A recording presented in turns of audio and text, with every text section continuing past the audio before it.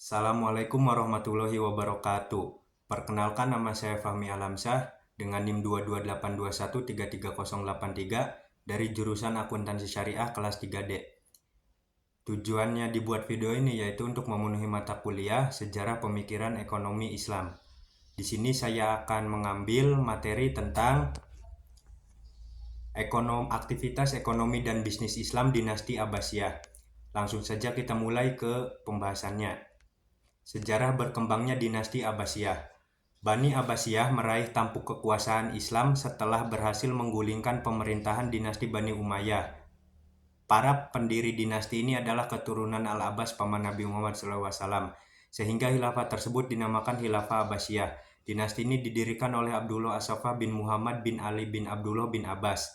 Munculnya gerakan Bani Abbas yang sukses menggulingkan kekuatan dinasti Bani Umayyah itu disebabkan oleh dua faktor, yaitu faktor eksternal dan faktor internal. Sejarah berdirinya Bani Abbasiyah dimulai sejak Umar bin Abdul Aziz, Khalifah ke-8 dari Bani Umayyah, naik tahta. Muncul gerakan oposisi yang hendak menumbangkan Bani tersebut yang dipimpin oleh Ali bin Abdullah, cucu Abbas bin Abdul Muthalib, paman Nabi dari kelompok Sunni. Dengan tujuan untuk menegakkan kedudukan Bani Hashim dan untuk mencapai tujuan tersebut, mereka mencari kelemahan Bani Umayyah, yaitu dengan menyebarkan para propagandis di daerah yang penduduknya bukan orang Arab.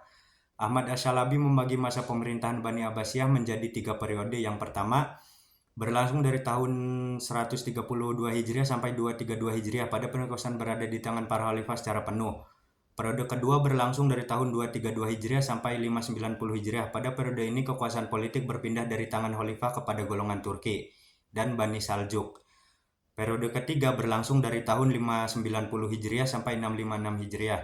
Kekuasaan kembali di tangan khalifah tetapi hanya di Baghdad dan sekitarnya.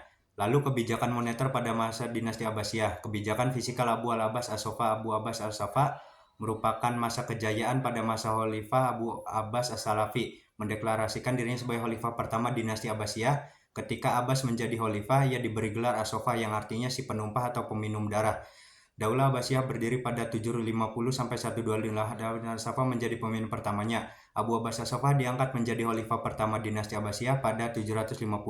Pemerintahan pendek Abu Abbas ditandai dengan usaha mengkonsolidasi dan membangun kembali khilafah. Para penduduknya diwakili dalam pemerintahan baru. Namun selain dari kebijakannya terhadap keluarga Umayyah, Abu al-Abbas secara luas dipandang sejarawan sebagai pemenang. Lalu kebijakan Khalifah Al-Mansur. Abu Ja'far Al-Mansur merupakan khalifah kedua pada dinasti Abbasiyah, yang mana ia menjabat selama 22 tahun.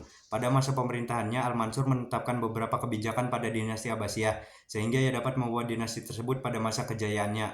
Namun hal yang terpenting yakni kebijakan tentang perubahan sistem kekuasaan atas jabatan khalifah pada masa Al-Mansur. Penelitian ini difokuskan pada kondisi dinasti Abbasiyah pada masa Al-Mansur, kebijakan-kebijakan oleh Al-Mansur, dan pengaruh kebijakan tersebut terhadap dinasti Abbasiyah. Kebijakan yang dipakai Al-Mansur adalah kebijakan politik yang dapat dilihat dari pemerintahan yang tertata. Kebijakan moneter Khalifah Al-Mansur pada masa pemerintahannya. Khalifah Al-Mansur lebih banyak melakukan konsolidasi dan penerbitan administrasi birokrasi. Ia berusaha meletakkan dasar-dasar pemerintahan Daulah Abbasiyah. Pusat pemerintahan yang pada mulanya berada Hamasiyah dipindahkan ke kota Baghdad yang baru dibangunnya. Ia menciptakan tradisi baru di bidang pemerintahan dengan mengangkat seorang wazir sebagai koordinator departemen, membentuk lembaga protokol negara, sekretaris negara, dan kepolisian negara, serta membenahi angkatan bersenjata dan membentuk lembaga kehakiman negara. Keberhasilan Khalifah Al-Mansur dalam meletakkan dasar-dasar pemerintahan Daulah Abbasiyah memudahkan usaha para khalifah berikut untuk lebih fokus terhadap permasalahan ekonomi dan keuangan negara. Kebijakan fiskal Khalifah Al-Mahdi. Menjadi khalifah, keadaan negara telah stabil. Ia banyak menerapkan kebijakan yang menguntungkan rakyat banyak, seperti pembangunan tempat-tempat persinggahan para musafir haji, pembuatan kolam-kolam air bagi para khalifah, serta memperbaiki dan memperbanyak jumlah telaga dan perigi. Pada masa pemerintahan Al-Hadi, perekonomian negara mulai meningkat dengan meningkatan sektor pertanian, lalu irigasi, dan peningkatan hasil pertambangan seperti emas, perak, tembaga, dan besi. Di samping itu, jalur transit perdagangan antara timur dan barat juga menghasilkan kekayaan. Kebijakan moneter Khalifah Harun ar-Rasyid. Pada masa pemerintahannya, Khalifah Harun ar-Rasyid melakukan diversifikasi sumber pendapatan negara. Ia membangun Baitul Mal untuk mengurus keuangan negara dengan menunjuk seorang wajiz yang menjadi kepala beberapa diwan, yaitu Diwan Al-Hazanah bertugas mengurus seluruh pembenaran negara, Diwan Al-Azra bertugas mengurus kekayaan negara yang berupa hasil bumi, Diwan Khazain Al-Silah bertugas mengurus perlengkapan angkatan perang, Sumber pendapatan pada masa pemerintahan ini adalah kharaj jizyah, ghanimah, usyar, dan harta lainnya. Kebijakan moneter pada fiskal masa Khalifah Al-Ma'mun. Kebijakan yang diterapkan pada masa pemerintahan ini ditunjukkan untuk memajukan perdagangan industri, seni, dan ilmu pengetahuan. Nah, selanjutnya ada kebijakan ekonomi yang diterapkannya, yaitu Al-Ma'mun mendirikan rumah hikmah di Baghdad yang merupakan ruang khusus untuk ilmu pengetahuan. Al-Ma'mun memperkenalkan koin emas baru dinar yang menjadi mata uang standar di seluruh dunia Islam. Al-Ma'mun menurunkan pajak bagi kelompok kafir dhimmi dan menginstruksikan para penjabatnya untuk tidak bersikap keras dalam memungut pajak. Al-Ma'mun juga memperkenalkan sistem perpajakan baru, dan Al-Ma'mun mendorong perdagangan dan perdagangan yang mengarah pada kemakmuran, kekaisaran, dan penduduknya.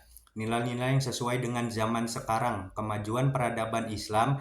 Pada masa Kekhalifahan Abbasiyah terjadi kemajuan peradaban Islam yang menghadirkan Baghdad sebagai kota para intelektual. Pendidikan. Pada masa dinasti Abbasiyah, pendidikan Islam meluas dengan pasar ke seluruh negara Islam hingga berdirinya madrasah yang tak terhitung banyaknya kesejahteraan sosial dan ekonomi. Toleransi. Nilai toleransi, keterbukaan, kesejahteraan, keragaman, dan demokrasi juga didukung oleh tokoh-tokoh pendidik pada masa dinasti Abbasiyah. Pada masa Kekhalifahan Abbasiyah, keadaan ekonomi pun berkembang dengan baik, seperti halnya dalam bidang pertanian maupun perdagangan. Keterbukaan terhadap budaya dan peradaban lain. Pada masa dinasti Abbasiyah, asimilisasi corak pemikiran dan peradaban Persia, Romawi Timur, Mesir, dan sebagainya terjadi, sehingga lahirlah sebuah dinasti menuju kekuasaan yang bersifat internasional. Kepemimpinan yang baik. Para khalifah pada masa dinasti Abbasiyah merupakan ahli politik sekaligus ahli agama sehingga berhasil menyiapkan landasan bagi perkembangan ilmu pengetahuan dan filsafat. Kesimpulannya itu terbentuknya peradaban Islam pada masa dinasti Abbasiyah menjadi kontribusi renungan dan cara untuk membangun kembali semangat juang generasi masa kini. Pada masa keemasan, umat Islam menjadi role model untuk dunia, khususnya dalam bidang perkembangan ilmu pengetahuan. Ya, cukup sekian presentasi dari saya, kurang dan lebihnya mohon maaf. Wabillahi taufiq wal hidayah. Wassalamualaikum warahmatullahi wabarakatuh.